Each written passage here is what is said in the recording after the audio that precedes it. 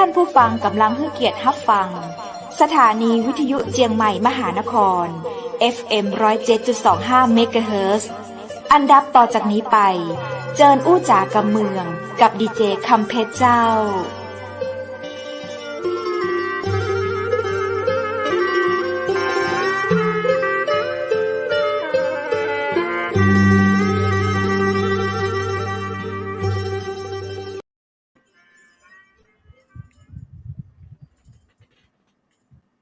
สวัสดีเจ้าสวัสดีคุณผู้ชมที่ฮักและก็เติงหาเจ้านักนะเจ้ายินดีต้อนรับเข้าสู่รายการอู้จ่ากำเมืองตังเจียงใหม่มหานครแพร่ภาพออกอากาศจากอาคารวังสิงห์คำอำเภอเมืองจังหวัดเจียงใหม่เจ้าคุณผู้ชมเจ้าวันนี้ปีกับปากับข้าเจ้าดีเจคำเพชรดีเจวูดและทีมงานจังใหม่มหานครเช่นเคยนะเจ้าวันนี้ป้ากันวันจันทร์ที่29เดือนพฤศจิกายน2564เจ้าคุณผู้ชมเจ้าเมื่อตะวันนี้เป็นวันที่ทำให้ประชาชนคนไทยได้มีสิทธิ์ได้มีเสียงได้ไปลงคะแนนเลือกตั้งอบต.กันนะเจ้าก็ขอแสดงความยินดีนะเจ้ากับท่านที่ได้เป็นนายกอบต.ได้เป็นสอบต.นะเจ้าแล้วก็ขอแสดงความยินดีกับหลายๆท่านที่ลงสมัครแล้วก็มาได้รับเลือกในครั้งนี้นะเจ้าเนาะบ่เป็นหยังก็คือยินดีตัวนี่คือยินดีดีใจว่ามีคนไทยเฮานะเจ้าแสดงความมีน้ำใจที่จะทำงานเพื่อพี่น้องประชาชนเนาะมากขนาดเลยเจ้าก็ถึงแม้ว่าวันนี้เฮาคะแนนอาจจะสูสีคะแนนอาจจะได้บัดเต้าคนที่ได้อันดับ1ก็บ่เป็นหยังนะเจ้าก็ดีใจแล้วเนาะอย่างน้อยๆเฮาก็ได้ลงไปแสดงความมีน้ำใจให้กับท้องถิ่นบ้านเฮาเจ้าปีหน้าฟ้าใหม่ก็ค่อยลงกันแถมความดีที่มีก็เป็นการเริ่มต้นเนาะการสมัครลงเลือกอบต.ครั้งนี้ก็ถือว่าเป็นการแสดงความมีน้ำใจให้กับประชาชนอย่างน้อยๆข้าเจ้าเชื่อว่าทุกคนได้คะแนนเนาะขอแสดงกับทุกๆคะแนนที่ท่านได้มาถึงแม้ไม่ได้รับเลือกตั้งในครั้งนี้เชื่อว่าครั้งต่อไปสะสมความดีไปเรื่อยๆนะเจ้าสักวันหนึ่งท่านก็จะได้เป็นนายกอบต.พ่องสอบต.พ่องนะเจ้าเนาะอู้จากันมาในวันนี้หลายตี้หลายตังขอแสดงความยินดีตัวแหมก้ามนะเจ้าและตังรายการเจียงใหม่มหานครเจ้าปีกับปะกับคุณผู้ชมในวันนี้นั้นก็นอกจากทีมงานเจียงใหม่มหานครมาอู้มาจากันแล้วนะเจ้าก็ได้รับเกียรติจากผู้ทรงคุณวุฒิด้านคุ้มครองสิทธิคนเปราะบางทางสังคมเป็นจะได้คุณผู้ฟังวันนี้จะได้ฟังนะเจ้าซึ่งท่านเป็นคณะกรรมการผู้ทรงคุณวุฒิด้านคุ้มครองสิทธิคนเปราะบางทางสังคมทางสำนักงานคณะกรรมการสิทธิมนุษยชนแห่งชาติตัวนะเจ้าท่านอยู่ในมูลนิธิเครือข่ายสถานะบุคคลนักพัฒนาสังคมเจ้าตำแหน่งทางสังคมที่น่าติดตามเนาะ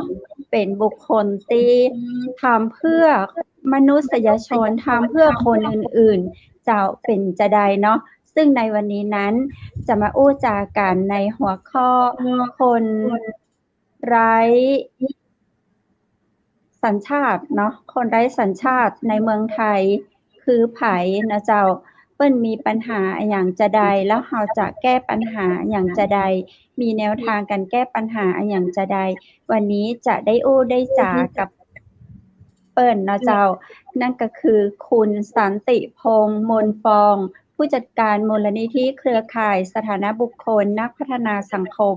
เจิญปะกับท่านเลยยินดีต้อนรับคุณสันติพงษ์มนฟองสวัสดีเจ้าสวัสดีครับสวัสดีครับดีเจวูดตัวเจ้าสวัสดีดีเจคำเพชรครับยินดีจันนักเลยเจ้าได้มาปากันในวันนี้เจ้าพี่สันติพงษ์มนฟองเขาเจ้าเห็นในเฟซในไลน์ในที่อื่นๆขึ้นคำว่าพี่หลวงอันนี้คือชื่อเล่นก็เจ้า ใช่ครับเพราะว่าเกิดมาก็ถ้าจะตัวใหญ่นะครับอ๋อพ่อตัวใหญ่แม่ก็เลยตัวหลวงหลวงครับผมอ๋อครับอ๋อเป็นตัวใหญ่ตัวหลวงแล้วเดี๋ยวนี้ก็ยังใหญ่อยู่ครับครับไม่ได้เป็นคนทาง เจ้า ไม่ได้เป็นคนทางภาค ไม่ ใต้ ใช่ นะครับที่เขาเรียกพี่หลวงพี่หลวงไม่ใช่นะ ไม่ใช่ครับผมใต้พม่าครับ เห็นก่อนอนุญาตเรียกพี่หลวงไปเรื่อยเลยนะครับ ครับครับ เนาะเพราะว่าส่วนใหญ่เขาเจ้าเกิดได้ยินแต่แม่หลวงพ่อหลวงเนี่ยเจ้า ครับ เอ๊ะพี่หลวงถ้าจะมาจากภาคใต้ออกใต้พม่าหน่อยหนึ่งเนาะ ใช่ ครับ ถ้าทางภาคใต้นะครับ พี่หลวงเนี่ยเขาจะเป็นคำที่เท่าที่ผมรู้นะครับพอดีแม่ผมเป็นคน แต่ว่า คน อย่าง ใต้ ไร ครับ เจ้า เขาจะบอกว่าเหมือนคนที่บวชแล้วอะครับ คนที่ ใช่ บวชมา ใช่ แล้วเหมือนทิศน่ะ อ๋อ ทิศภาคใต้ ใช่ใช่ อ่า ใช่ครับ หลวง ครับ หลวงก็เรียกอย่างนี้ครับผมครับ พี่หลวง อ๋อ หลวงอะไร คุณวุฒิ ครับ ถ้าตังเหนือ ครับ เป็นห้องพี่หนานเจ้า หนาน พี่หนานเนาะ ใช่ พี่หนาน ใช่ เจ้า พี่หลวง คนเหนือห้องพี่หนานอ๋อ ค ครับ นใต้ห้องพี่หลวง อืม ครับ เจ้า ทางใต้เรียก อ๋อ เรียกว่าผีล่วง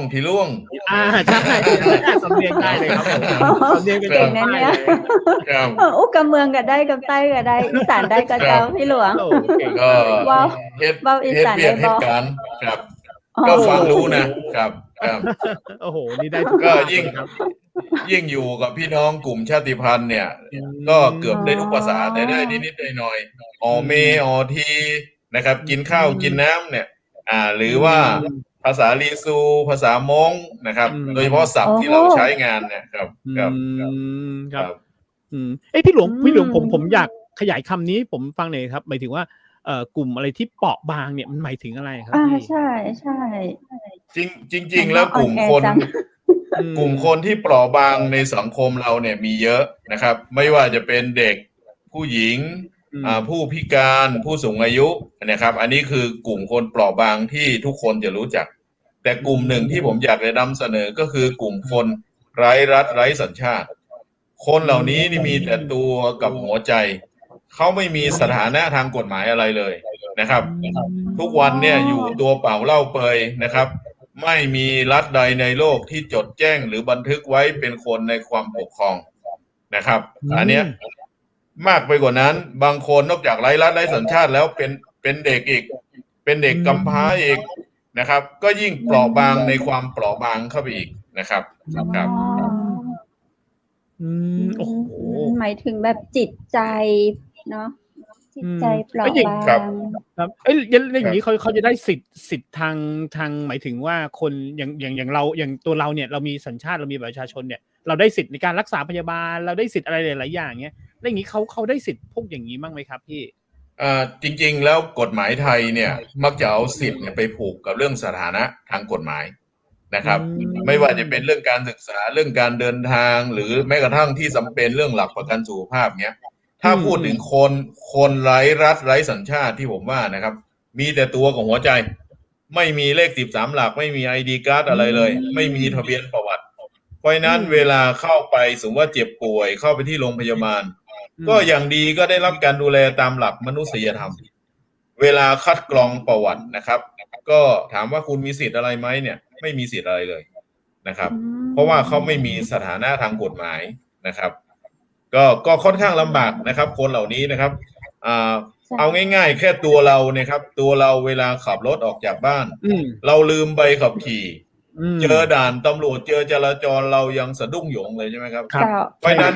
คนเหล่านี้ไม่มีบัตรอะไรเลย ก็เหมือนไม่มีใบขับขี่ชีวิตเลยครับต้องผวา ครับ แบบนี้ก่อนเนาะคอยผวาซ้ายผวาขวาเนาะ ใช่ครับ แต่ละ ครับ ในประเทศไทยเฮานี่มีนักก็เท่า ก็จริงๆแล้วในประเทศไทยถ้าพูดถึงคนไร้รัฐไร้สัญชาติเนี่ยนะมันมีหลายกลุ่มนะครับ ตัวเลขกลมๆเนี่ยบางสำนักได้บอกมีถึง 4-5 ล้านคน 4-5 ล้านคน ขนลุกเลย แต่แบ่งเป็นหลายกลุ่มนะครับ มีตั้งแต่คนไทยตกหล่นครับ บางคนเกิดมาเนี่ยก็ไม่เคยแจ้งเกิดอยู่อยุธยาอยู่สุโขทัยนะครับ อยู่เชียงใหม่อยู่แม่ฮ่องสอน อันนี้คือคนไทยตกหล่นนะครับเนี่ยกรณีอย่างที่หางดงเมื่อ2 สัปดาห์ที่แล้วผมได้มีโอกาสไปมอบบัตรประชาชนให้ผู้หญิงคนหนึ่งอายุ57 ปีนะครับเพราะว่าเพื่อนเริ่มได้เบี้ยผู้สูงอายุ ตัวเราจะทำยังไงเห็นไหมครับอยู่มาเกือบ60 ปีไม่มีอะไรเลยทั้งที่เป็นคนไทยดั้งเดิมกลุ่มที่2เนี่ยเป็นพี่น้องชาวเขาเป็นพี่น้องบุคคลบนพื้นที่สูงหรือกลุ่มชาติพันธุ์อันนี้ก็ยิ่งจะหนักเข้าไปอีกเพราะพื้นที่อยู่ห่างไกลนะครับเราเรียกว่าบุคคลบนพื้นที่สูงกลุ่มนี้ก็ตามตัวเลขนี้มีประมาณ 580,000 คนกลุ่มนี้นะกลุ่มที่2นี่นะครับกลุ่มที่3นะครับกลุ่มที่3เนี่ยจะเป็นพี่น้องที่เป็นแรงงานข้ามชาติวันนี้เนี่ยแรงงานข้ามชาติโดยเฉพาะแรงงาน3สัญชาตินะครับพม่าลาวกัมพูชาเนี่ยกลุ่มนี้นี่ตัวเลขประมาณ 2-3 ล้านคนนะครับ 2-3 ล้านคนก็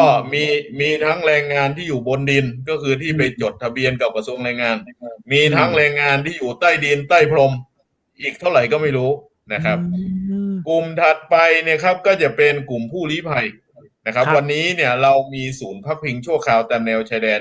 นะครับจังหวัดแม่ฮ่องสอนจังหวัดตากกาญจนบุรีราชบุรีเนี่ยอีกประมาณ100,000 กว่าคนซึ่งเป็นผู้ลี้ภัยจากประเทศเมียนมาแล้วมาอาศัยอยู่ในแผ่นดินเราก็เขาบอกว่าอาศัยชั่วคราวแต่วันนี้ปาเข้าไป40 ปีแล้วนะครับไม่ชั่วคราวแล้วกลุ่มใช่กลุ่มอีกกลุ่มหนึ่งเราเรียกว่าคนไร้รัฐไร้สัญชาติกลุ่มนี้เนี่ยยังหาตัวค่อนข้างยากเพราะเขาไม่มีหลักฐานอะไรเลยแต่ว่ากลุ่มที่ชัดเจนที่สุด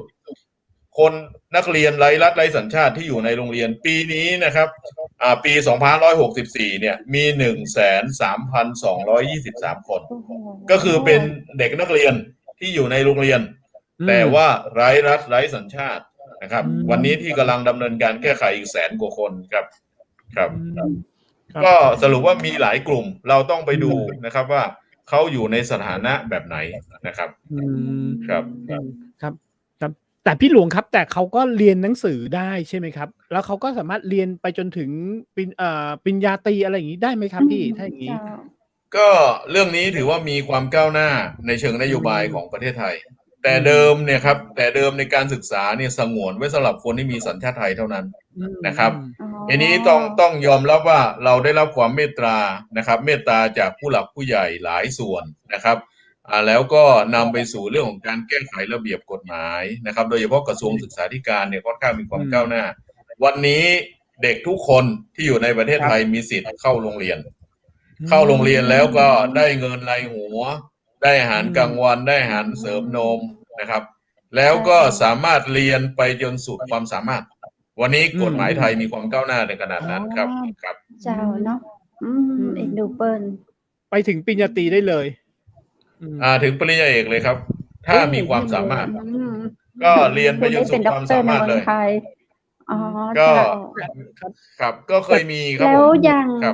ยุคโควิดเนี่ยเจ้าเปิ้ลมีโอกาสได้ฉีดวัคซีนยังเฮากับเจ้าก็แรกๆก็มีปัญหาเหมือนคนทั่วไปนะครับว่าเพราะจำนวนวัคซีนเรามีจำกัดณวันนี้ก็เปิดแล้วครับโอเพนให้walk inเข้าไปนะครับขอฉีดวัคซีนเลยผมคิดว่าประเด็นเรื่องวัคซีนเนี่ยมันเป็นประเด็นที่น่าสนใจเพราะว่า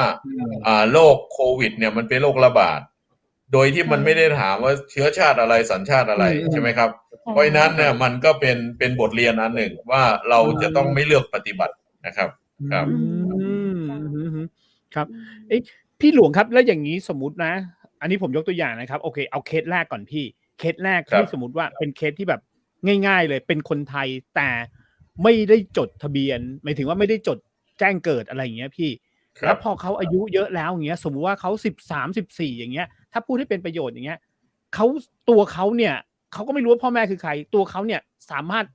ไปยืนยันตัวเขาได้ไหมว่าเขาคือเป็นคนไทยแล้วเขาอยากมีบัตรประชาชนก็เขาเรียกว่าไปหนึ่งถ้าไม่มีอะไรเลยเนี่ยเขาเรียกว่าอ้างว่าเป็นคนไทยคือระเบียบสำนักทะเบียนกลางเนี่ยตามภาษาพหลเรียกว่าข้อ97นี้อ้างว่าเป็นคนไทย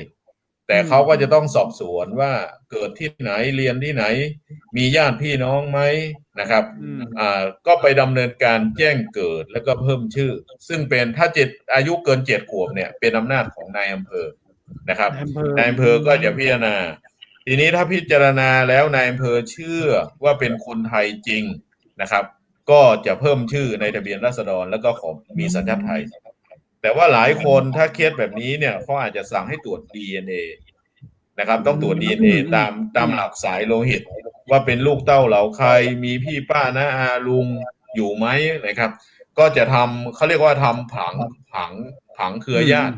ว่าเป็นญาติกับใคร เพราะนายอำเภอก็อาจจะอย่างเคสที่บอกเนี่ยไม่มีหลักฐานอะไรเลย แต่ถ้ามีก็ดีครับ เช่นบางคนอาจจะมี แต่ว่าพ่อแม่ล้มหงายตายจากไปแล้ว แต่เคยแจ้งเกิดไว้อะไรเงี้ย มันก็ขึ้นกับพยานหลักฐานที่มีอยู่นะครับครับ ก็จะมีโอกาสได้บัตรประชาชน ครับผมครับ ใช่ไหมครับ ครับ โอ้อันนี้เป็นเคสที่น่าสนใจครับ ครับ พี่หลวงเจ้ามีฝากคำถามมานะจ๊ะว่าเปิ้นเกิดลูกที่จังหวัดนครปฐมแต่ว่าตัวคนที่เกิดลูกเนี่ยเจ้าเป็นคนเมียนมาไม่ยิงก็เป็นเจ้าเมียนมาป้าใจก็เป็นเจ้าเมียนมาทำงานอยู่ที่จังหวัดนครปฐมแล้วก็เกิดลูกที่โรงพยาบาลนครปฐม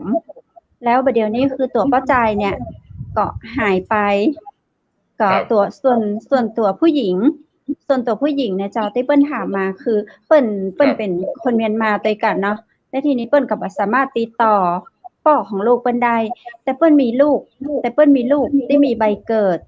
อยู่อย่างเดียวเจ้าเปิ้นจะสามารถเนี่ยจะได้ต่อไปก็ถ้าเราออนคนนี้นะครับหนึ่งแน่นอนแล้วว่าวันนี้ถ้าเกิดในประเทศไทยเนี่ยสามารถแจ้งเกิดได้ทุกคนนะครับซึ่งอันนี้กฎหมายการทะเบียนราษฎรไทยเนี่ยคือแจ้งเกิดได้ทุกคนบอกว่าพ่อแม่จะมีสัญชาติหรือบ่มีสัญชาติหรือมีหลักฐานอะไรยังไม่มีหลักฐานอะไรยังแสดงว่าน้องคนนี้เนี่ยได้แจ้งเกิดแล้วส่วนการจะได้สัญชาติไทยเนี่ยก่อนจะได้สัญชาติไทยนะมี2 หลักที่1ก็คือหลักสายโลหิตถ้ารักสายโลหิตถ้าตอนนี้พ่อกับเมียนมาแม่กับเมียนมาเนี่ยแสดงว่ารักสายโลหิตเนี่ยเขามาได้ละ2เนี่ยรักดินแดนก็แสดงว่าคนนี้เกิดในไทยเนาะเขาก็จะมีสิทธิ์ได้สัญชาติไทยโดยรักดินแดนแต่รักดินแดนนะครับมาได้เป็นการทั่วไปจะพิจารณาเป็นรายคนอย่างกรณีนี้เนี่ยรักดินแดนก็จริงเกิดในไทยมีใบเกิดแต่ว่าไปดูเงื่อนไขการเข้าเมืองของพ่อแม่อย่างพ่อแม่คนนี้เนี่ยถ้าพ่อแม่เป็นแรงงานนะครับรอนคนนี้จะต้องเรียนจบระดับปริญญาตรีก่อนถึงจะมีสิทธิ์ขอหมายความว่าต้องเกิดไทยมีใบเกิดพ่อแม่เป็นชาวเมียนมาซึ่งเข้ามาในฐานะเป็นแรงงานรอนคนนี้ต้องเรียนจบระดับปริญญาตรีในประเทศไทยถึงจะมีสิทธิ์ขอแต่ว่าได้หมายความว่าได้อัตโนมัติทุกคนนะครับอันนี้ต้องทำความเข้าใจหลายคนก็นึกว่าจบปริญญาตรีแล้วถึงจะได้สัญชาติไทยแต่ไม่ใช่มีคุณสมบัติยื่นมีสิทธิ์ขอส่วนจะได้บ่ได้นี่ก็ขึ้นกับนายทะเบียนครับนายทะเบียนก็มี2 คนถ้าอายุบ่ถึง18 ปีวันที่ยื่นเนี่ยนายทะเบียนก็คือนายอำเภอถ้าอายุเกิน18 ปีวันที่ยื่นเนี่ยคนที่จะมีสิทธิ์อนุมัติก็คือผู้ว่าราชการจังหวัดจะแบ่งกันที่อายุบ่เกิน18ครับคือเปิ้นจะไปจังหวัดไหนก็ได้มันก็จะไปยื่นที่จังหวัดไหนก็ได้หรือว่าเปิ้นต้องยื่นที่จังหวัดที่เปิ้นเกิดนครปฐมเนี่ย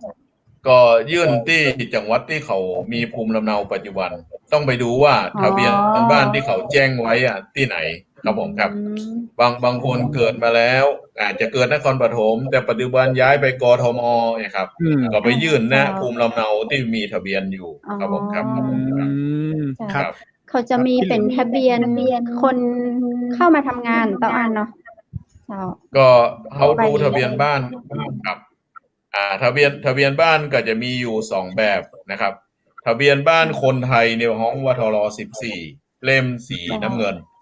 ถ้าทะเบียนบ้านคนที่บ่มีสัญชาติไทยกรณีแบบนี้หัว6หัวที่มีเลขประจำตัวขึ้นด้วยเลข6เลข7นะครับเขาจะมีทะเบียนบ้านประเภทเล่มสีเหลืองที่ห้องวทร13ครับถ้าเขาบ่มีแล้วเจ้ารู้สึกว่าคนที่ถามมานี่เขาให้น้องดูนี่เขามีแต่ใบอนุญาตมาทำงานเนี่ยเจ้าก็ถ้าเขาแจ้งเกิดแล้วนะครับ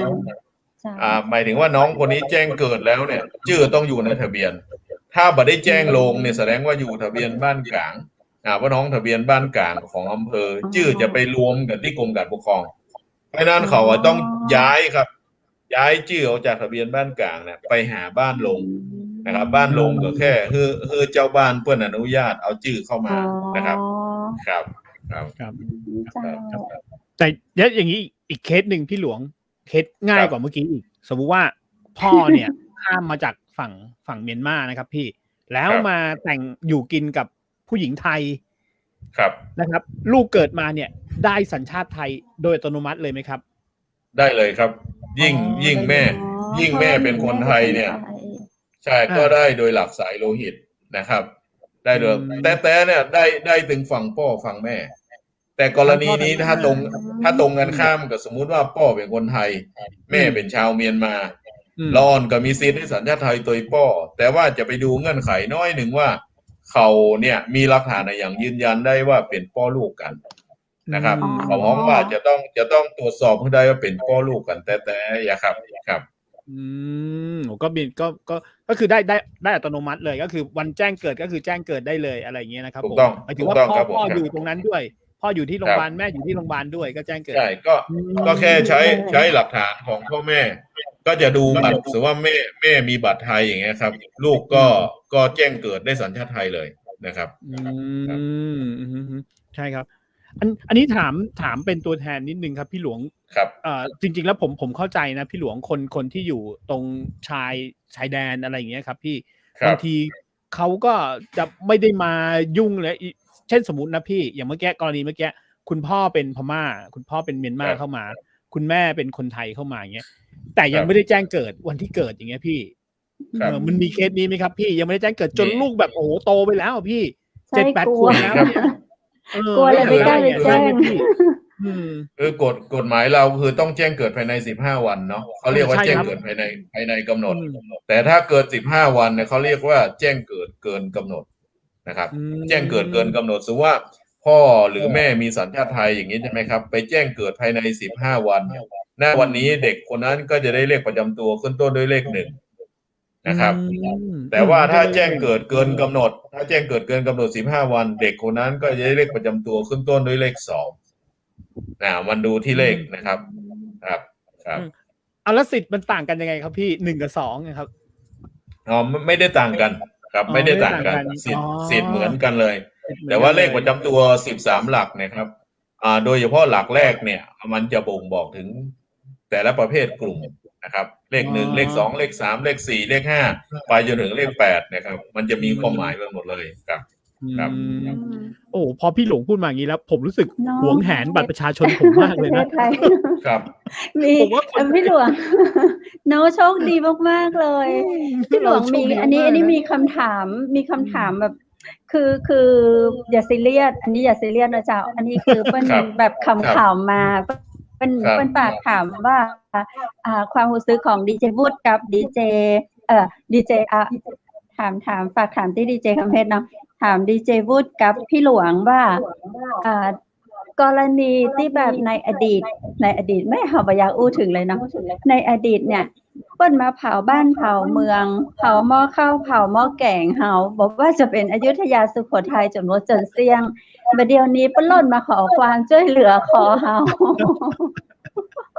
พี่หลวงอู้สักน้อยเหรอเจ้าดิเจวูดอู้สักน้อยเหรอพี่หลวงกันดีกว่าครับก็จริงๆต้องอย่างนี้ครับเราสิ่งที่พูดเนี่ยเราไม่ได้บอกว่าทุกคนต้องได้สัญชาติไทยนะครับเรากำลังทำให้ทุกคนได้มีสถานะที่ถูกต้องตามกฎหมายเพราะฉะนั้นบางคนเนี่ยอาจจะยังไงก็ไม่ได้สัญชาติไทยเช่นเขามีสัญชาติอื่นอยู่แล้วอย่างเงี้ยครับถ้าจะเอาก็มีเงื่อนไขเรื่องการแปลงสัญชาตินั่นนี่โน่นมันมีเงื่อนไขประกอบอยู่เยอะแต่เจตนาที่เราจัดการให้ทุกคนได้มีสถานะที่ถูกต้องตามกฎหมายเนี่ยครับมันมีประโยชน์หลายมุมถ้ามองมุมเรื่องความมั่นคงยกตัวอย่างเช่นมอเตอร์ไซค์จอดอยู่หน้าห้างสรรพสินค้าแล้วหายไป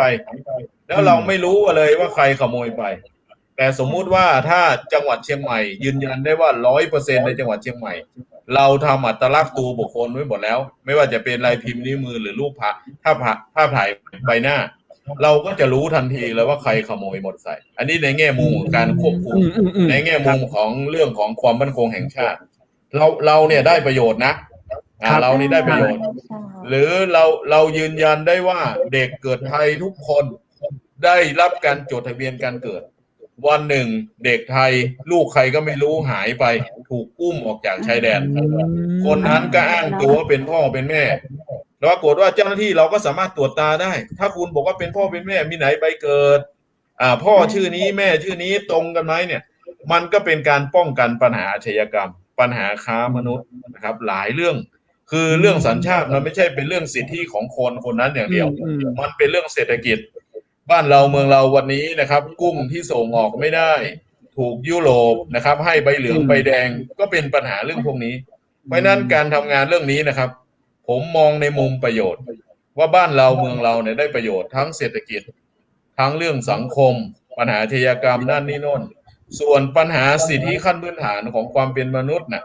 มันเป็นเรื่องธรรมดาอยู่แล้วที่ต้องให้วันนี้คนไทยไปอยู่อเมริกาง่ายกว่าเราอีกนะครับเกิดปั๊บให้ซิติเซนเลยนะครับไม่ได้สนใจการเข้าเมืองว่าพ่อแม่จะเข้าเมืองมาแบบไหนผมไปดูงานที่อเมริกาเนี่ยพ่อแม่เป็นชาวเม็กซิโกเข้ามาทางเท็กซัสมาอยู่ที่ซานโตนิโอเนี่ยเป็นผู้หลบหนีเข้าเมืองทั้งคู่แต่กฎหมายอเมริกาเนี่ยถือว่าเกิดในดินแดนเขาเนี่ยเขาให้ซิติเซนเลยนะครับเพราะฉะนั้นมันเป็นเรื่องการคุ้มครองสิทธิมนุษยชนซึ่งมันเป็นหลักสากลถ้าเราไม่ให้เนี่ยเราหน้าอายนะเราเสียหน้านะวันนี้ประเด็นเรื่องสิทธิมนุษยชนนี่นะประเทศไทยเนี่ยถูกตีตาเยอะมากล่าสุดนะครับผู้แทนไทยเนี่ยเพิ่งไปกล่าวคำมั่นเมื่อวันที่10 พฤศจิกายนนี่เองว่าเราจะจัดการปัญหาคนไร้รัฐไร้สัญชาติให้เสร็จภายใน10 ปีซึ่งจริงๆกล่าวไว้เมื่อ7 ปีที่แล้ววันนี้นับเวลาถอยหลังเนี่ยเราเหลือเวลาแค่อีก3 ปีเขาก็จะประเมินเราครับว่าประเทศไทยเนี่ยไหนเพราะคุณไปกล่าวคำมั่นเนี่ยกล่าวคำมั่นด้วยความสมัครใจก็ได้ผมคิดว่าประเทศไทยได้ไอ้เรื่องเผาบ้านเผาเมืองมีอีกเรื่องหนึ่งแต่ก็ยืนยันว่าไม่ได้ให้สัญชาติทุกคนเรากำลังจัดการปัญหาเรื่องสถานะที่ถูกต้องตามกฎหมายเรายืนยันได้ว่าคนเดินอยู่ในแผ่นดินไทยเนี่ยขอตรวจหลักฐานดูเนี่ยเขามีสถานะหมดเลยนะครับความมั่นคงเราก็ได้นะครับเพราะว่าถ้ามนุษย์ไม่มีความมั่นคงนี่นะประเทศชาติไม่ต้องไปถามถึงความมั่นคงมันก็อะไรก็เสียหายไปด้วยนะครับผมมองอย่างนั้นนะครับพี่หลวงทำเรื่องเกี่ยวกับอย่างเงี้ยเรื่องของสัญชาติเนี่ยมากี่ปีนะครับพี่จริงๆต้องบอกว่าเราทำเป็นมาให้ฟังสักหน่อยละจ้ะทำได้ยังไงอะไรอย่างเงี้ยครับก็จริงๆตั้งแต่ผมเรียนจบมาผมก็มาทำงานเรื่องนี้เลยปีนี้ก็ปาเข้าไปปีที่28-29ละนะครับจะ30 ปีแต่ว่ายุคแรกๆเนี่ยคือผมไม่ได้เรียนจบกฎหมายเนาะผมเรียนจบทางด้านรัฐศาสตร์ก็เป็นการเรียนรู้ว่าจะทำยังไงยกตัวอย่างเรื่องราวที่มันทำให้เรารู้สึกว่าเราต้องจัดการเช่นคนถูกจับทั้งหมู่บ้านเหตุเพราะการไม่มีหลักฐานการทะเบียนราษฎรหรือคนไปทำงานนะครับไม่ได้ค่าจ้างตามค่าแรงที่ควรจะได้นะครับเพราะเหตุของการไม่มีหลักฐานการทะเบียนราษฎรหรือเรื่องที่ผมจำมาตลอดก็คือว่ามีเด็กน้อยคนหนึ่งวิ่งมาถามเราว่าทุกวันเสาร์ที่2ของเดือนมกราเนี่ยเป็นวันเด็กแห่งชาติและตัวเขาเนี่ยยังไม่มีสัญชาติแล้ววันของเขาคือวันไหนก็เลยเป็นที่มาที่ผมจัดงานวันรณรงค์เนื่องจากวันเด็กแห่งชาติเนี่ย13 ปีติดต่อกันนะครับพยายามนำเสนอข้อมูลสู่สาธารณะสู่รัฐบาลนะครับจนได้เกิดการเปลี่ยนแปลงหลายๆเรื่องตามมานะครับก็นะครับวันนี้ยกตัวอย่างวันนี้ผมไปที่โรงเรียนแห่งหนึ่งก็ไปเจอลูกเนนนะครับเด็กๆนะครับเรียนหนังสือแต่ไม่มีหลักฐานอะไรเลยนะครับก็เด็กเหล่านี้คือซึ่งเป็นอนาคตเนาะนะครับอนาคตของบ้านเมืองเราเนี่ยว่าจะทำยังไงให้เด็กเหล่านี้เนี่ยเขาได้มีอนาคตนะครับแต่ว่าก็อยากจะเล่าว่าเด็กหลายคนนะครับเขามีความรู้มีความสามารถนะครับยกตัวอย่างเช่นเด็กบางคนเนี่ยได้ทำโครงงานทางวิทยาศาสตร์จนได้รับรางวัลพระราชทานนะครับเหมือนเด็กโรงเรียนวัดช่างเทียนนะครับเด็กโรงเรียนวัดช่างเทียนเนี่ยเขาก็13-12นะครับเด็กมัธยมต้นนี่นะเขาแข่งโครงงานวิทยาศาสตร์เขาทำเครื่องบินเล็กนะครับทำเครื่องบินเล็กไปประกวดจนได้รับรางวัลพระราชทานแต่ไปดูแล้วปรากฏว่าเด็กเหล่านี้เนี่ยยังไม่มีสัญชาติไทยนะครับเด็กไม่มีสัญชาติไทย นะครับก็หลายที่ที่มีลักษณะแบบนี้เพราะฉะนั้นผมคิดว่าโดยการทำให้เขาได้มีสถานะต้องตามกฎหมายเนี่ยมันทำให้เขาได้แสดงศักยภาพอย่างเต็มที่นะครับครับเมื่อกี้ก่อนเข้ารายการเนี่ยคุยกับพี่หลวงเรื่องแบบเรื่องเงี้ยเมื่อกี้พี่หลวงเล่าให้ฟังว่าวันนี้ไปทำอะไรมาอย่างที่บอกว่าโอเคเราก่อนหน้านั้นเราอาจจะทำงานเป็นตั้งรับใช่ไหมครับให้เขามาแจ้งแต่ตอนนี้เห็นพี่หลวงเมื่อกี้เกริ่นมาว่าเราลุกเข้าไปแล้วเรามีการเคลื่อนที่เข้าไปในพื้นที่จริงๆอย่างเงี้ยเล่าให้ฟังตรงนี้หน่อยครับพี่คือจริงๆแล้วเนี่ยกรมการปกครองนะครับกรมการปกครองเนี่ยให้ความสำคัญเรื่องคนไร้รัฐไร้สัญชาติเป็น1 ใน 10โครงการของกรมการปกครองแต่ตั้งเป้าหมายไว้ว่าปีหนึ่งเนี่ยจะต้องจัดการให้ได้ประมาณ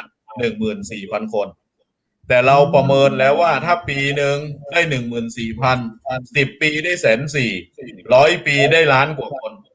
มันไม่มีใครรอแล้วครับว่าจะต้องรอแก้ไขปัญหา100 ปีเพราะฉะนั้นอันนี้คือยุทธศาสตร์หนึ่งที่เราทำงานเชิงรุกเหมือนวันนี้ผมเนี่ยได้รับการแต่งตั้งจากท่านนายอำเภอหางดงให้ผมเป็นหัวหน้าคณะทำงานนะครับเข้าไปดำเนินการจัดห้องทะเบียนเคลื่อนที่วันนี้เรามีกลุ่มเป้าหมายคือพระสงฆ์สามเณรนะครับก็โดยมีหลวงพ่อเจ้าคณะอำเภอหางดงเนี่ยเป็นที่ปรึกษาแล้วก็มีคุณครูมีเจ้าหน้าที่สำนักทะเบียนมีภาคองค์กรภาคเอกชนหรือมูลนิธิเข้าไปช่วยกันวันนี้13 องค์กรนะครับได้ไปจัดห้องทะเบียนเคลื่อนที่ที่โรงเรียนวัดศรีล้อมเรารับคำร้องมาทั้งหมด57 รายนะครับซึ่งเป็นสามเณรหมดเลยนะครับวันนี้วันเดียว57 รายก็คือ57 คนใช่ครับก็เรารับคำร้องตั้งแต่โต๊ะแรกเนี่ยเราก็คัดกรองเอกสารมาโต๊ะที่2นี่ก็คือยื่นคำร้องนะครับโต๊ะที่3ก็จะพิมพ์นิ้วมือถ่ายรูปติดนะครับคำร้องแล้วก็โต๊ะที่ถัดไปก็จะเป็นโต๊ะของปลัดอำเภอในการตรวจสอบเอกสารทำบันทึกเสนอในเหมือนอำเภอเคลื่อนที่แต่เลยเนาะครับเป็นโต๊ะก็เรานัดไว้2 โรงเรียนครับก็คือโรงเรียนวัดศรีล้อมเนี่ยทั้งหมดที่มีตัวเลขเบื้องต้นเนี่ย61 คนแล้วก็โรงเรียนปริยัติธรรมอีกแห่งหนึ่งนะครับก็พรุ่งนี้อีกวันหนึ่งครับก็คาดว่าน่าจะประมาณสัก120 คนนะครับก็จะรวบรวมหลักฐานทั้งหมดเสนอให้นายทะเบียนซึ่งนายทะเบียนอำเภอก็คือถ้านายอำเภอจะเป็นผู้พิจารณาอนุมัติอนุญาตนะครับ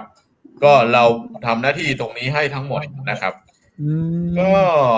อันนี้อยากจะเล่าว่าวันนี้เหตุผลที่ทำงานกับพระสงฆ์สามเณรเนี่ยคือบุคคลเหล่านี้นะครับเขาค่อนข้างมีข้อจำกัดในการเรียนรู้ในการออกมาสู่โลกภายนอกซึ่งอยู่ในวัดนะครับก็ทุกวันอยู่ได้เพราะบุญผ้าเหลืองจะเดินทางไปไหนมาไหนเนี่ยเจ้าหน้าที่บ้านเมืองก็เข้าใจว่าเป็นพระสงฆ์สามเณรคงมีหลักฐานนั่นนี่โน่นแล้วแต่เข้าจริงๆเนี่ยเขาปรากฏว่ามีจำนวนเยอะมากนะครับผมคิดว่าอาจจะเป็นหลายหมื่นลูกนะครับที่ไม่มีหลักฐานอะไรเลยนะครับก็น่าสนใจนะครับกับกลุ่มพระสงฆ์สามเณรนะครับอันนี้คิกออฟที่อำเภอหางดงแล้วหวังเป็นอย่างยิ่งว่าอีก25 อำเภอของจังหวัดเชียงใหม่เนี่ยก็จะขยายผลในการดำเนินการนะครับทั้งจังหวัดนะครับครับมีโอกาสที่เกิดมีเยอะขนาดนี้เลยหางดงนี่คือในเวียงเลยนะเนาะยังมีเยอะใช่ครับถ้าเป็นอำเภอรอบนอกแถมจะนักนะนี่เนาะ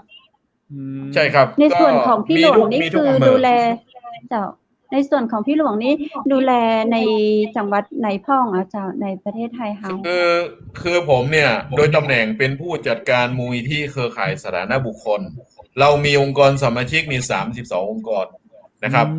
จังหวัดในภาคเหนือเนี่ยตั้งแต่เชียงใหม่เชียงรายพะเยานะครับไปจนถึงแม่ฮ่องสอนตากแล้วก็ยาวไปทางซีกตะวันตกกาญจนบุรีราชบุรีนะครับเราก็จะมีองค์กรที่อยู่ในพื้นที่เพราะนั้นผมก็เหมือนเป็นหน่วยกลางที่ลงไปสนับสนุนนะครับองค์ความรู้สมมติว่าอันนี้ครับผมก็ไปจัดห้องเรียนขึ้นที่ไปจัดอบรมเมื่ออาทิตย์ก่อนผมก็ไปอบรมให้เจ้าหน้าที่ที่จังหวัดเชียงรายนะครับอันนี้คือหน้าที่ของเราและอันที่2เนี่ยการประสานงานกับสำนักทะเบียนอำเภอสำนักทะเบียนจังหวัดนะครับเนี่ยอาทิตย์หน้านี่ก็จะนัดขอเข้าพบท่านผู้ว่าราชการจังหวัดเชียงใหม่และท่านปลัดจังหวัดเชียงใหม่ ที่มารับตำแหน่งใหม่ก็จะไปนำเรียนท่านว่าสถานการณ์เรื่องนี้เป็นอย่างไรนะครับแล้วก็จะขอคำปรึกษาท่านนะครับนอกจากนั้นเนี่ยผมเองก็เข้าไปทำงานในส่วนนโยบายนะครับที่สภาความมั่นคงแห่งชาติที่กรรมการสิทธิมนุษยชนที่กระทรวงศึกษาธิการก็ไปเป็นอนุกรรมการที่นั่นเวลาเราไปเนี่ยเราไปเจอปัญหาอะไรเราก็บันทึกเสนอรายงานเข้าไป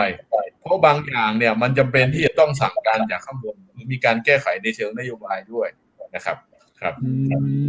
ครับครับอย่างทำงานเชิงลุกเนี่ยของเชียงใหม่เนี่ยแล้วอย่างจังหวัดอื่นนะครับพี่ตากแม่ฮ่องสอนเชียงรายเงี้ยมีบ้างไหมครับพี่ก็คือมีครับแต่ว่าทั้งนี้ทั้งนั้นเนี่ยมันต้องขึ้นกับความร่วมมือเนาะนะครับคือผมก็คุยกับท่านนายอำเภอเนี่ยเราไม่สามารถที่จะคือจริงๆคำสั่งกฎหมายนโยบายเนี่ยมันเหมือนกันทุกที่แต่ปัญหาความสนใจใส่ใจเนี่ยบางครั้งบางทีเนี่ยมันต้องประสานแนวราบเราก็ทำ MOU นะครับเหมือนเมื่อวันที่11เดือนพฤศจิกาเนี่ยผมก็ไปร่วมลงนาม MOU ที่อำเภอชัยปราการจังหวัดเชียงใหม่ก็มีท่านนายอำเภอมีนายกสมาคมผู้ประกอบวิชาชีพครูอำเภอชัยปราการแล้วก็มีองค์กรภาคประชาสังคมลงนาม MOU ที่จะจัดการปัญหานักเรียนหัวจีก็คือนักเรียนไร้รัฐไร้สัญชาติเนี่ย880คนจาก23โรงเรียนก็วางแผนว่า6 เดือนต้องเคลียร์ให้เสร็จอย่างเงี้ยครับก็ทางไหนทางนั้นเนี่ยเราก็ใช้วิธีคิดว่าเป็นยุทธศาสตร์กินทีละคำนะครับคือบางที่ก็ไม่ได้รับความร่วมมือก็มีนะครับ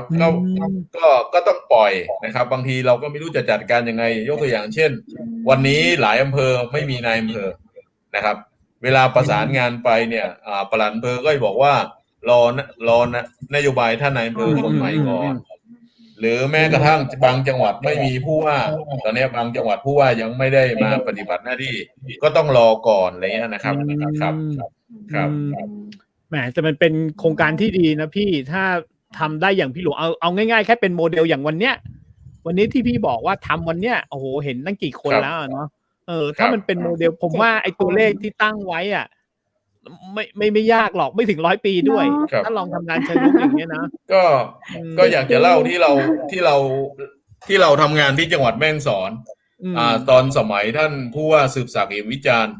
ท่านมาดำรงตำแหน่งผู้ว่าราชการจังหวัดแม่ฮ่องสอนได้ปีกว่าเราสามารถอนุมัติสัญชาติไทยให้กับเด็กในจังหวัดแม่ฮ่องสอนประมาณ 5,000 คน5,000 คนนะครับตอนผู้ว่าสืบศักดิ์อยู่จนส่วนกลางเขาสงสัยนะครับในเชิงนโยบายเขาสงสัยว่าทำอย่างไรถึงได้ขนาดนี้จนถึงที่สุดเราได้รับรางวัลนะครับได้รับรางวัลโครงการเลิศรัฐจากกพล.นะครับกพล.มอบรางวัลให้เลยว่าเป็นโครงการที่ประสานความร่วมมือระหว่างภาครัฐกับองค์กรภาคประชาสังคมนะครับในการแก้ไขปัญหาสังคมได้อย่างดีเยี่ยมนะครับอันนั้นก็เป็นตัวอย่างหนึ่งครับที่แม่ฮ่องสอนเมื่อ2 ปีก่อนนะครับครับแล้วมีการต่อเนื่องไหมครับอย่างที่แม่ฮ่องสอนก็ยังแบบได้อย่าง 5,000 อย่างเงี้ยยังเป็นตัวเลขที่แบบน่าสนใจมากอันนี้แอบถามครับส่วนหนึ่งเนี่ยมันขึ้นกับตัวบุคคลที่ผมว่านะครับก็คือตอนผู้ว่าสืบศักดิ์อยู่นะครับก็ถ้าเอาจริงเอาจังให้ความสนใจใส่ใจเรื่องเหล่านี้ก็งานก็บรรลุไปด้วยดีแต่หลังจากนั้นมาท่านผู้ว่าท่านใหม่ก็อาจจะให้ความสำคัญเรื่องอื่นนะครับอันนี้ก็เป็นอุปสรรคอันหนึ่งวันนี้นะครับก็เป็นปัญหาในทางปฏิบัติครับผมครับโอ้ใช่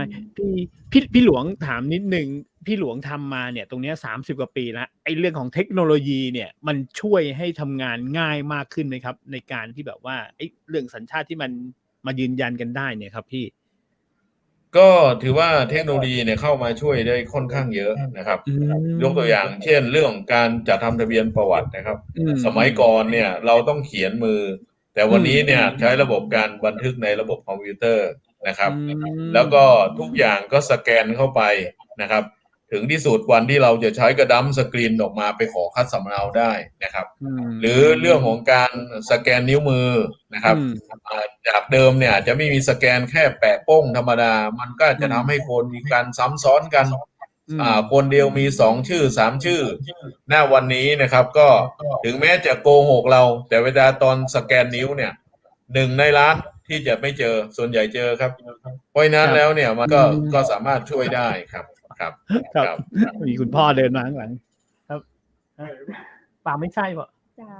ไม่ใช่คุณพ่อครับเดินนะ คุณพ่อบอกว่านึก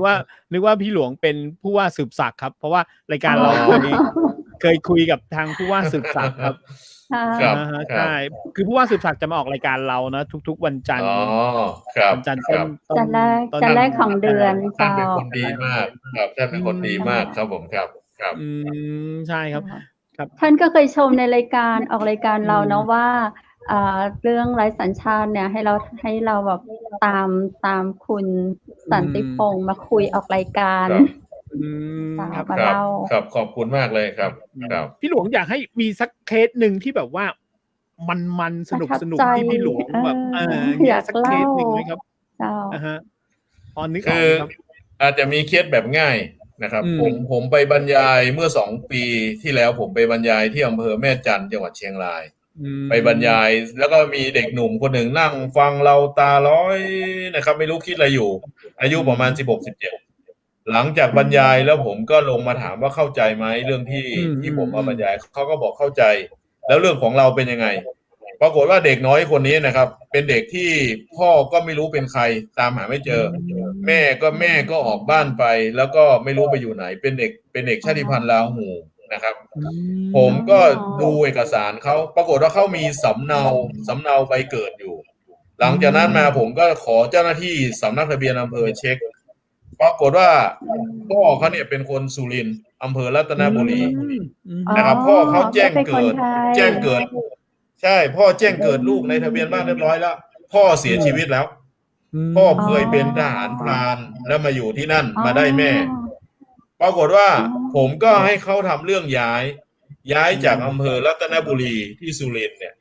ย้ายมานะครับย้ายมาที่จังหวัดเชียงรายแล้วพอดีตอนนั้นมีคนรู้จักที่เขาอยู่ที่แม่จันทร์ก็อนุญาตให้น้องคนนี้ย้ายชื่อมาไว้ในทะเบียนบ้านวันที่2บ่ายมาก็ให้เจ้าบ้านไปรับรองก็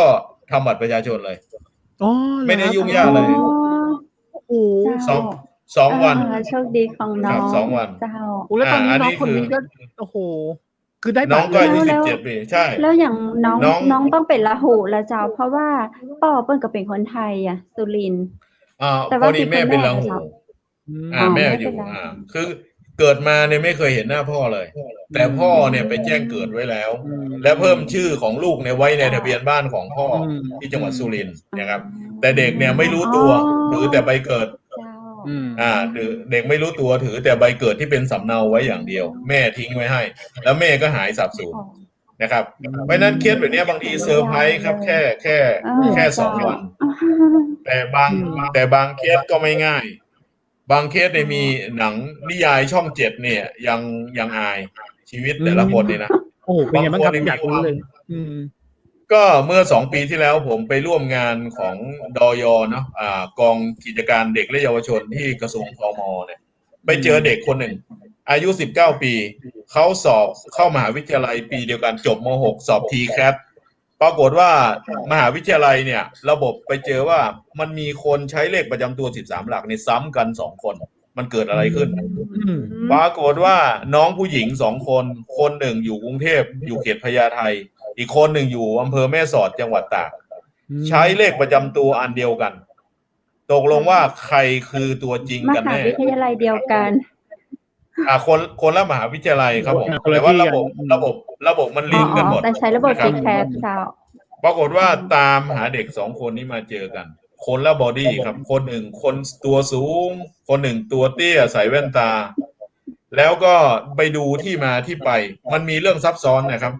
คือตามหาพ่อก็ไม่เจอไอ้คนเจ้าตัวคนที่อยู่แม่สอดน่ะแม่เสียชีวิตแล้วคนที่อยู่กรุงเทพเนี่ยพ่อมาทิ้งไว้ให้เจ้าของหอพักวันนี้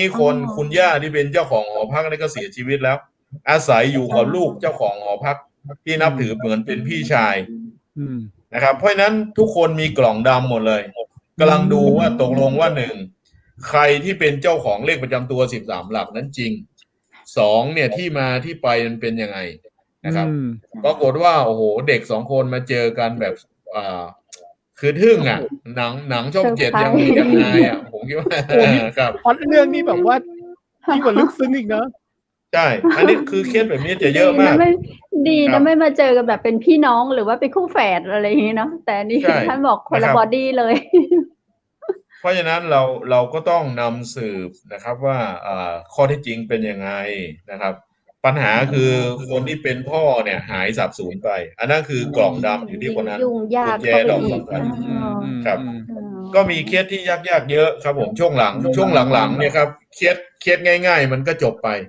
แต่ที่เจอเนี่ยเข้ามาหาผมเนี่ยต้องแบบใช้วิชาพอสมควรในการวิเคราะห์ข้อเท็จจริง มันเลยเป็นที่มาว่าบางเคสต้องตรวจ DNA บางเคสเนี่ยนายทะเบียนไม่กล้าอนุมัตินะครับ ต้องเรียกพยานเพิ่มเติม หรือบางเคสต้องกลับไปทำประชาคมในระดับหมู่บ้านนะครับ เพราะฉะนั้นอันนี้ก็เป็นเหตุอันหนึ่งที่นายทะเบียนเขาก็มีความสงสัยนะครับ ครับโอ้อย่างนี้ผมเข้าใจแล้วอย่างนี้คือแต่ละเคสเนี่ยก็จะมีความยากง่ายที่แตกต่างกันไปนะครับผม ใช่ครับ แต่อย่างนี้ ครับ อย่างน้อยเนี่ยถ้าเกิดใครที่ได้ฟังเชียงใหม่มหานครเนี่ยถ้าเขาได้ฟังนะพี่แล้วก็บอกว่าเอ๊ะ เนาะ ตัวเราก็อยากจะได้สัญชาติอย่างเงี้ย ถ้ายิ่งมาได้ฟังวันเนี้ยบางทีมันไม่ได้ยากเลยใช่ไหมพี่บางที ใช่ ไม่ได้ยาก บางเคส เล ไม่ ย ยากครับ ไม่ยากเลย ครับ แต่บางเคสเอาเข้าใจ ครับ อาจจะยากเงี้ยครับผม ครับ แต่บางเคสเนี่ยอาจจะไม่ยากพี่ แต่ด้วยความที่ไม่กล้าไป ไม่เข้าใจ แจ้ง ใช่ ไม่เข้าใจ ครับ อย่างที่พี่เจอ ครับ นั่นแหละครับพี่ ครับ ครับ ที่พ่ออยู่สุรินทร์เนี่ย ครับ ตรงนี้เนี่ยพี่ถ้าสมมติว่า โอเค เดี๋ยวนี้เด็กเนี่ยนะ มันก็จะมีความรู้ทางด้านนิดนึงเนี่ย ถ้าเกิดเขาสงสัยอะไรยังไงเนี่ยเขาจะลองเข้าไปดูหรืออะไรยังไงตรงไหนได้บ้างไหมครับ ยังไง ก็จริงๆแล้วติดต่อได้หลายช่องทางนะครับ แต่ว่าช่องทางปกติเนี่ย จริงๆแล้วเนี่ยเข้าไปที่สำนักทะเบียนอำเภอทุกแห่ง เขาสามารถให้คำปรึกษาได้ เพราะว่าจะมีปลัดอำเภอที่เป็นหัวหน้าสำนักทะเบียนเขาจะเข้าใจ แต่ที่หลายที่เนี่ยเราไปเจอว่ามันงานมันล้นมือ บางทีไม่ได้เจอปลัดไปเจอเจ้าหน้าที่หรือน้องๆก็งานยุ่งอยู่แล้ว บางทีไปถามอะไรก็ไม่ได้คำตอบที่เป็นที่พึงพอใจ ก็เก็บความมึนงงกลับไป เพราะฉะนั้นเคสที่มาหาผมเนี่ยคือหนึ่งอาจจะโทรเข้ามานะครับ มีโทรศัพท์มาทุกเวลาสองเนี่ยถามในไลน์ตอนนี้ผมมีกลุ่มไลน์ประมาณ20 กลุ่ม สูงสุดกลุ่มหนึ่งประมาณ470 คนนะครับก็ถามเข้าไปในไลน์กลุ่มนะครับ ส่วนที่3ก็ใน Facebook นะครับใน Facebook ก็ถามมาทุกวันเมื่อกี้ก็ถามมา เพราะฉะนั้นเวลาถามเนี่ยครับอย่าถามปากเปล่าหรือเฉยๆคือผมจะแนะนำว่าให้เตรียมหลักฐานด้วย เช่นถามมาใน Facebook เนี่ยช่วยส่งหลักฐานที่มีอยู่ เช่นสำเนาบัตรประจำตัวสำเนาทะเบียนบ้าน หรือทะเบียนประวัติที่มีอยู่ เพราะบางทีเราวิเคราะห์เนี่ยเราจะวิเคราะห์จากเอกสารเหล่านี้นะครับนอกจากของเจ้าตัวแล้วเนี่ยถ้ามีของพ่อของแม่ได้ก็ยิ่งดี คือเราเห็นแล้วเราสามารถวิเคราะห์ได้ถูกต้องนะครับแล้วเราก็จะได้ให้คำแนะนำถูกเหมือนหมอตอนนี้เราเหมือนหมอนะครับเหมือนหมอให้คำปรึกษา แต่ว่าหมอจะให้คำปรึกษาได้ มันก็ต้องผ่าน OPD นะครับต้องผ่านการคัดกรองว่าเป็นอาการอย่างไงมานะครับลักษณะคล้ายๆกันเลยครับครับผมครับ ขอให้มีหลักฐานสักหนึ่งอย่างนะเก็บไว้เนาะ ครับ เก็บไว้สักหนึ่งอย่างอาจจะหลักฐานแค่อย่างเดียวอาจจะสืบเป็นอะไรที่เป็นกุญแจที่สามารถ ต่อไป ไปเจอตรงนี้ใช่ถ้าไม่มีอะไรจริงๆก็ให้เล่าประวัติเด็กบางคนเนี่ยไม่มีจริงนะสุดวิสัยผมให้เขียนจดหมายครับให้เขียนจดหมายเท่าที่ตัวเองจำความได้ ว่าเกิดที่ไหนสาระสำคัญของมันคือหนึ่งเกิดที่ไหนถ้าไม่ได้เกิดในประเทศไทยเนี่ยเข้าเมืองมาเมื่อไหร่บอกพศนิดหนึ่งทางช่องทางไหนเพราะมันมีผลทางกฎหมายว่าปีพศที่เข้าเมืองมานั้นเนี่ยประเทศไทยใช้กฎหมายอะไรอยู่นะครับส่วนที่สองเนี่ยครับเรื่องของการเกิดแล้วก็เรื่องการศึกษานะครับแล้วก็ภูมิลำเนาปัจจุบันอยู่ที่ไหนคือถ้าพูดความจริงกับเราทั้งหมดเนี่ยนะผมยังมีความเชื่อว่าทุกคนมีทางออกมีทางไปยกเว้นว่าบางคนเนี่ยไม่กล้า푸드ความจริงเราก็เข้าใจบางคนมีความลับมีกล่องดำใช่มีกล่องดำอาจจะเป็นเพราะว่าเขาไม่ไว้วางใจนะครับมีกล่องดำนะครับหรือบางคนพูดขัดแย้งกับข้อเท็จจริงอย่างคนผมทำงานมานานเนี่ยเราเห็นเอกสารเราก็รู้แล้วว่าเอกสารเนี่ยเป็นของจริงหรือของปลอม หรือเลขนี้ได้มาถูกต้องหรือไม่ถูกต้อง คือมันเห็นหมดเลยครับมันโยงกันได้หมดเลย เพราะฉะนั้นที่สำคัญคือขอให้พูดความจริงนะครับครับ เจ้า โอ้โหเป็นข้อมูลที่ได้ประโยชน์จริงๆค เจ รับ อแต่ละเคสมาบางเคสมันก็โอเค บางเคสก็รู้สึกในความยากลำบากนี่พี่หลวงมีท้อก็เจ้า อืม ก็อาจจะมีอยู่บ้างนะครับ แต่ว่าเราก็พยายามที่อย่างน้อยที่สุดเนี่ย ผมที่ท้อเนี่ยบางคนเนี่ยเขาอาจจะไม่มีสิทธิ์นะนี่หนึ่งบางทีลำบากใจมากที่เราจะให้คำตอบเขาเหมือนวันนี้นะครับ วันนี้ผมเจอก็คือมีลูกเนรลูกนึงพ่อแม่ก็ไม่ได้อยู่ในประเทศไทย แล้วก็เขาเนี่ยเกิดนอกนะครับ มีหลักฐานการเกิดจากประเทศพม่าเรียบร้อย เพราะฉะนั้นเคสนี้เนี่ย ผมก็ให้คำปรึกษาเบื้องต้นว่าเราก็ตอนนั้นเนี่ยมากับเพื่อนนะครับมากับเพื่อน แต่ว่าหลักฐานของประเทศพม่าเนี่ยเขาก็ติดมือมาหมดเลยเป็นภาษาพม่าผมก็ให้แปลเบื้องต้นวันนี้นะครับพบว่าเป็นใบเกิดของเขาที่ประเทศพม่าออกให้แล้วเพราะนั้นเคสแบบนี้เนี่ยประเทศไทยไม่สามารถออกเลขประจำตัว13หลักให้ได้อันนี้เราก็ต้องบอกข้อเท็จจริงเพราะนั้นบางทีบางเคสเนี่ยลำบากใจที่จะตอบข้อเท็จจริงกับเขาแต่ผมก็บอกว่าผมจำเป็นต้องพูดความจริงนะว่าเคสนี้เราไม่สามารถช่วยเหลือได้เพราะนั้นเพราะเวลาใดเพราะคุณมีประเทศต้นทางอยู่แล้วคุณไม่ใช่ไร้รัฐคุณมีรัฐอยู่แล้วอันนี้เป็นต้นหรือลำบากใจอันที่สองเนี่ยบางคนเนี่ยทำผิดกฎหมายมาก่อนเช่นเอาชื่อคนอื่นไปแจ้งว่าเป็นพ่อเป็นแม่อย่างเงี้ยครับซึ่งเคสแบบนี้เนี่ยมันเป็นการกระทำความผิดตามกฎหมายครับมันต้องรอนะครับต้องรอให้หมดอายุความกันนะบางรายนี่ผมต้องหลิวตาเลยนับเลยว่าคุณทำยกตัวอย่างเช่นเด็กไปแจ้งเกิดเอาชื่อคนอื่นไปเป็นชื่อแม่แล้วก็นายทะเบียนก็ออกใบเกิดให้เรียบร้อยแต่ดูแล้วอายุเพิ่ง6 ขวบอย่างเงี้ยผมก็ต้องบอกว่าให้หมดอายุความก่อน10 ปีเดี๋ยวค่อยเจอกันถ้าไปช่วงนี้เนี่ยถ้าไปช่วงนี้ปลัดอำเภอเขาก็ต้องดำเนินคดีถ้าไม่ดำเนินคดีก็ถือข้อหาละเว้นนะครับอย่างเงี้ยครับบางทีลำบากใจตรงนี้นะครับที่จะบอกข้อเท็จจริงครับโอ้เข้าใจเลยครับผมมีทีมงานเยอะไหมครับพี่ของพี่อันนี้แอบถามเลยจริงๆสตาฟผมเนี่ยที่ประจำเนี่ยเรามีอยู่2 ที่คือเชียงใหม่5 คนแล้วก็ที่แม่ฮ่องสอนอีก5 คนแต่เราเนี่ยเหมือนเป็นหน่วยอะไรเป็นหน่วยบัญชาการเราอาศัยเครือข่ายครับ32 องค์กรที่พูดเมื่อกี้นะครับเพราะนั้นผมก็จะอาศัยเครือข่ายและที่สำคัญเราก็พยายามสร้างเครือข่ายอาสาสมัครนะครับวันนี้ที่ผมทำงานก็จะมีเครือข่ายอาสากลุ่มแม่แตงที่ผมเคยช่วยเหลือเขาแล้ววันนี้เขาหลุดพ้นจากความทุกข์ยากไประดับหนึ่งเขาก็มาเหมือนมาคืนทุนให้กับสังคมนะครับเราก็ต้องการสร้างเครือข่ายแบบนี้นะครับก็หมายถึงว่าคนที่พี่ช่วยเหลือเขาแล้วเนี่ยเขาเห็นความสำคัญเขาก็เลยมาช่วยเหลือคนอื่นต่อเงี้ยเป็นอะไรที่น่าสนใจแต่เราก็ไม่ได้มีเงื่อนไขอะไรนะครับไม่ได้มีเงื่อนไขว่าจะต้องมาคืนทุนจะต้องมาใช้ทุนไม่มีเงื่อนไขแต่ถ้าได้ก็จะเป็นเรื่องที่ดีแต่บางทีเราก็แอบในใจนิดคนส่วนใหญ่ที่มาหาเราเนี่ยก็ส่วนใหญ่ก็ทุกข์นะครับเวลาตัวเองพ้นทุกข์ก็หายแซบไปเลยนะครับบางทีก็มีอยู่บ้างนะครับพี่หลวงอย่างน้อยก็ได้บุญใหญ่ครับพี่ในการที่แบบเราให้เราเนี่ยเนาะโอ้โหถึงช่วงสุดท้ายของรายการแล้วเจ้าอยากฟังต่อแต่เดี๋ยวเอาไว้โอกาสหน้าเนาะไว้โอกาสหน้าพี่หลวงมาเล่าให้เราฟังแถมในช่วงสุดท้ายของรายการเจ้าพี่หลวงอยากฝากอย่างถึงคนไร้สัญชาติหรือว่าคนไทยเจิญเจ้าคุณผู้ชมต่างก็อยากจะบอกว่าสิ่งที่ผมและเครือข่ายทำเนี่ยอันนี้คือการพัฒนาประเทศนะครับเราจะแย่งใดให้ประเทศเราสง่างามแล้วเราจะประกาศต่อนานาประเทศว่าประเทศไทยบ่มีคนไร้รัฐไร้สัญชาติรักทุกคนมีสถานะที่ถูกต้องตามกฎหมายและสิ่งที่ทำเนี่ยครับมันก็มีประโยชน์นะถึงด้านเศรษฐกิจสังคมที่ผมว่าเช่นเรื่องปัญหาการค้ามนุษย์ก็จะลดลงปัญหาการใช้แรงงานเด็กก็จะลดลงนะครับซึ่งนานาประเทศเนี่ยเพ่งเล็งอยู่นะครับ แต่จะได้ก็ตามนะครับก็คือกำลังใจทุกคนเนาะเจ้าหน้าที่รัฐก็พยายามทำงานกันเต็มที่นะครับ แต่ก็เป็นห่วงอยู่ว่าบ้านเฮามันก็เหมือนเป็นศูนย์กลางใน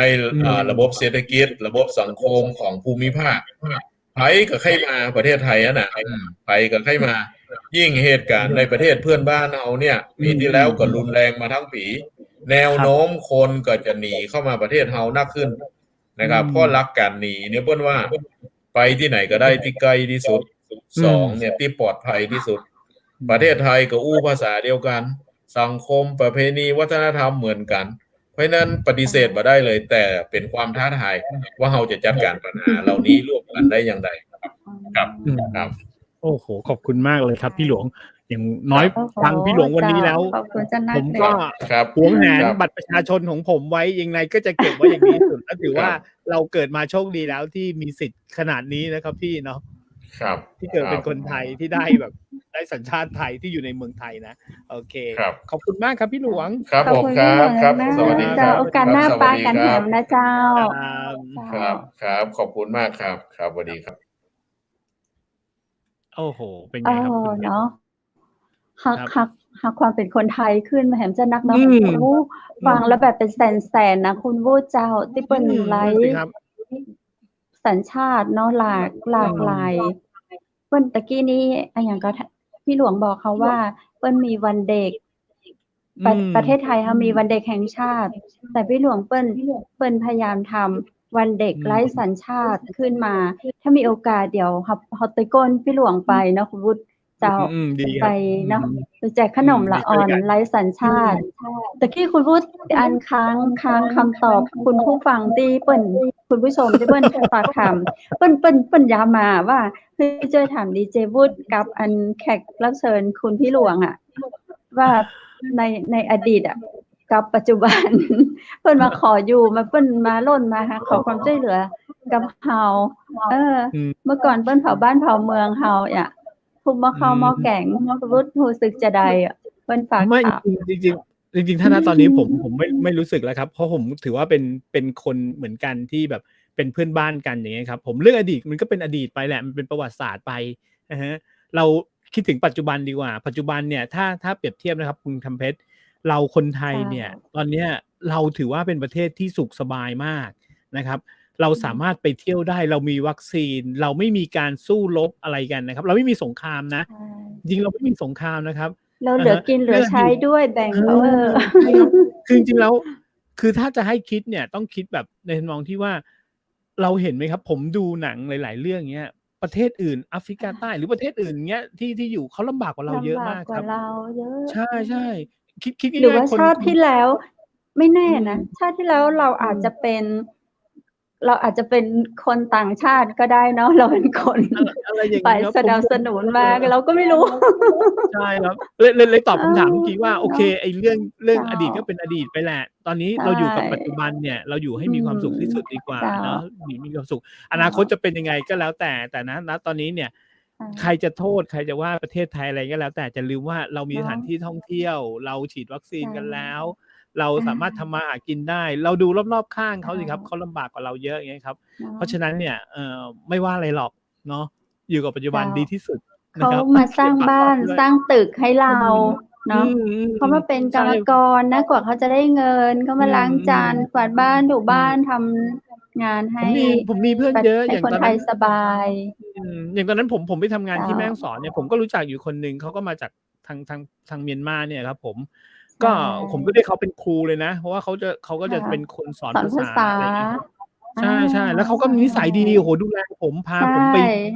ผมทำงานนี้เสร็จปุ๊บนะครับพอวันที่ผมจะกลับเนี่ยพาผมไปรู้จักบ้านเขาอย่างเงี้ยครับผมขับมอไซค์ไปรู้จักบ้านเขาแล้วก็เอาอาหารมาเลี้ยงผมอ่ะลองคิดดูดิคุณเพชรนิสัยดีจริงผมว่าคนเราไม่ว่าจะเป็นคนชาติไหนเงี้ยเนาะผมว่าทุกคนเป็นคนดีแหละเขาก็มาอยากมาพึ่งพาบ้านเราแหละเพราะว่าบ้านเราเนี่ยอย่างที่บอกว่าสมบูรณ์อยู่แม่ฮ่องสอนเนี่ยทุกคนสบายเลยเขาอยู่แม่ฮ่องสอนเนี่ยเขางานด้วยนะเขาได้เป็นครูสอนภาษาด้วยนะคนที่ผมรู้จักเนี่ย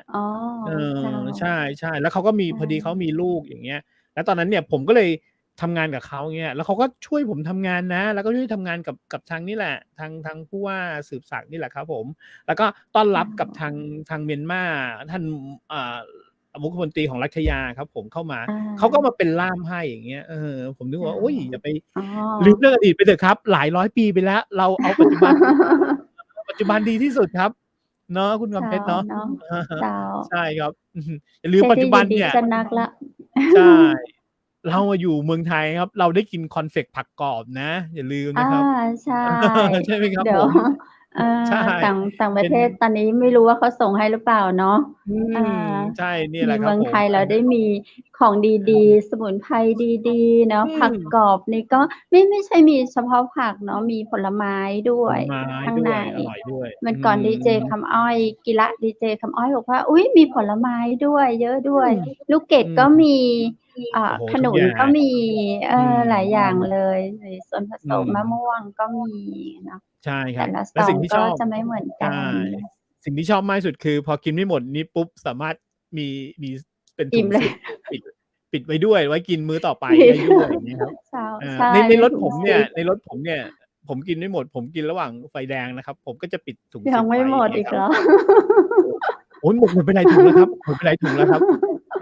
คือเอาไว้ในรถเนี่ยพอหมดปุ๊บก็เอามาขึ้นมาใหม่หมดปุ๊บก็เอาขึ้นมาใหม่ครับผมรถติดหิวอย่างเงี้ยตอนนี้กรุงเทพรถติดมากก็ได้คอนเฟกต์ผักกรอบนะครับมาช่วยประทังความหิวใช่ครับผมมีประโยชน์ครับผักแท้ 100% ขอบคุณสปอนเซอร์ใจดีของเราเนาะผักกรอบคอนเฟกต์ผักกรอบปรุงหวานด้วยน้ำผึ้งไม่มีน้ำตาลไม่มีชูรสหอมด้วยปรุงความหวานหอมด้วยนมจากญี่ปุ่นเนี่ยเนาะเจ้าบริการส่งทั่วไทยเจ้าท่านใดสนใจนะเจ้าโทรถามได้ที่0856163199และอีกเบอร์หนึ่งครับ0612890112ครับเจ้าเนาะคุณผู้ชมสนใจก็หน้าจอก็มีนะเจ้าใช่ครับแล้วก็ขอบคุณทางโรงแรมแม่เสลียงเวียงงามนะเจ้าหนาวหรือยังครับเนี่ยตอนนี้เวียงงามนะหนาวเจ้าหนาวหนาวก็เจ้าต้องอยู่ในห้องที่อบอุ่นเจ้าถ้าอยู่แม่เสลียงเนาะต้องเพราะว่ายิ่งเช้าอากาศจะเย็นมากคุณวุฒิเมื่อเช้านี้เห็นมีทาง Facebook ทางเพื่อนทาง Facebook เขาลงก็ประมาณ 17-18 องศาโอ้โหน่าอิจฉาที่สุดญี่ปุ่นแฮมเนอร์เจ้า18 องศาขนาดสายแล้วนะเจ้าเขาเจ้าดูเวลาก็สายละ18 องศาเจ้าหนาวเขาเจ้าตื่นมานี่คือวิ่งกลับเข้าไปอยู่ในห้องกระจกคือออกมาแล้วแบบโอ้ยหนาวเย็นมากต้องอยู่ที่อบอุ่นเจ้าคุณผู้ชมที่อยากสัมผัสความหนาวเนาะอยากท้าทายก็ขึ้นเหนือเจ้าช่วงนี้ขึ้นเหนือเนาะฝากโรงแรมแม่เสลียงเวียงงามตัวยนะเจ้าเปิดบริการ24 ชั่วโมงเนาะโทรถามก่อนได้ที่เบอร์โทร0536214444เจ้าแต่ข้าเจ้าขอบคุณชุดพิธีกรตัวยนะเจ้าผ้าเป็นผ้ากะเหรี่ยงเจ้าสวยอยู่เนาะผ้าพื้นเมืองชุดไทยใหญ่เจ้าร้านเปิดบริการก็วันเหมือนกันโทรถามนะเจ้าผ้าชิ้นเดียวในโลกก็มีเนอะตี062สมมาแต่เจ้า0826166889เจ้าโทรถามได้นะเจ้าและสุดท้ายเนาะทีมงานเชียงใหม่มหานครพระเจ้าดีเจคำเพชรดีเจวูดเกาะขอบพระคุณคุณผู้ชมเป็นอย่างยิ่งนะเจ้าวันนี้หมดเวลาละพรุ่งนี้ปิ๊กกับปะกันแฮมใหม่นะเจ้ากับเรื่องราวดีๆมีสาระกับทีมงานเชียงใหม่มหานครสำหรับวันนี้ลาคุณผู้ชมไปก่อนเจ้าสวัสดีเจ้าสวัสดีครับ